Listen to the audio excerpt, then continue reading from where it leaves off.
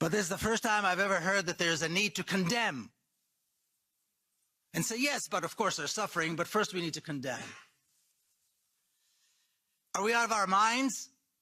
Condemning the resistance of people who are being oppressed and killed, subjected to genocide for 75 years? Are we out of our minds? Are we out of our minds? Are we outside of our minds when we let this ridiculous narrative take hold and spread and then participate in it, nodding our heads like sheep? Oh, and by the way, yes, there is a genocide going on and it's terrible. But first we have to condemn the Palestinians who dare to stand up. Palestinians who have shown an ability to sacrifice and amounts of courage that, as far as I can remember, are unprecedented, facing this horrific, horrific oppression.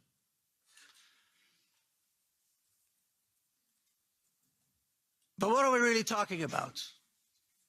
Again, we've heard lists and lists and lists of crimes committed by the State of Israel, lists and lists of crimes against humanity. And there's always seems to me like there's a little bit of a sense of surprise, a little bit of shock, a little bit as though this was somehow not predictable. What we are seeing now in Gaza was not only predictable, it was preventable. And we did not prevent it. The previous massacre in Gaza was predictable too, and that was not prevented. And we can go on and on and on and on back 75 years, because what could possibly be expected from an apartheid regime established after a massive campaign, open, massive campaign of ethnic cleansing, massacres, and the beginning of a genocide that is still going on today? What could possibly be expected? That was the founding moment of the State of Israel. Close to 1 million people forced out of their land. God knows how many were massacred. And that was the beginning. That was 1948. So now we're shocked. All these lists and lists and lists and lists, there's nothing new about them. Except this time the numbers are higher.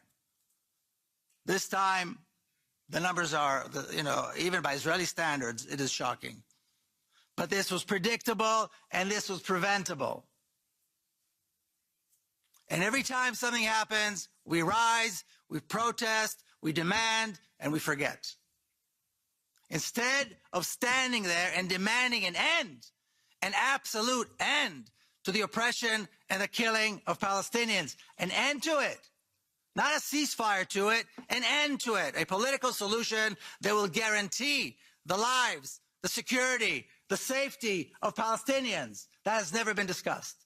I don't recall it ever being discussed, that guarantees need to be put in place. Guarantees need to be put in place for the life and security and the safety of Palestinians, because Palestinians have been living in a state of terror for 75 years. Not just now, but for 75 years living in a state of terror, whether they're in the West Bank, whether they're in the Gaza Strip, whether they're citizens of the State of Israel or so-called citizens. They have been living in a state of terror, and they still do today. Granted, the level of terror has increased since October the 7th.